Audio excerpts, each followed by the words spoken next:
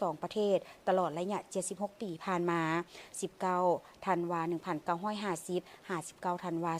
2026ซึ่งได้รับการเสริมขยายอย่างต่อเนื่องและมีผลสำเร็จอันสำคัญหลายด้านสองฝ่ายเห็นดีเป็นเอกภาพในการสุกยู่ในแขนงการที่เกี่ยวข้องของสองประเทศสืบตองร่วมการสำรวจและปักหลักหมายซ้ายแดนทั้งทางบกและทางน้ำให้สำเร็จโดยไวเพื่อเป็นมรดกอันล้ำค่าให้แก่หุ่นลูกหุ่นหลานสืบต่อไปทั้งเป็นผลดีให้แก่การเสื่อมโยงเสื่อมจอดของอนุภาคพื้นและภาคพื้นได้อย่างสะดวกสบายยิ่งขึ้นในขณะเดียวกันพระบาทสมเด็จพระวชิรเกล้าเจ้าอยู่หัวแห่งราชอาณาจักรไทยได้แสดงความปิติยินดีที่ได้เสด็จมาเยี่ยมยามรัฐกิจอยู่สาธารณรัฐประชาธิปไตยประชาชนลาวในครั้งนี้และได้แสดงความขอบใจต่อการต้อนรับอันอบอุ่นของรัฐบาลและประชาชนลาวทุกทั่วหน้า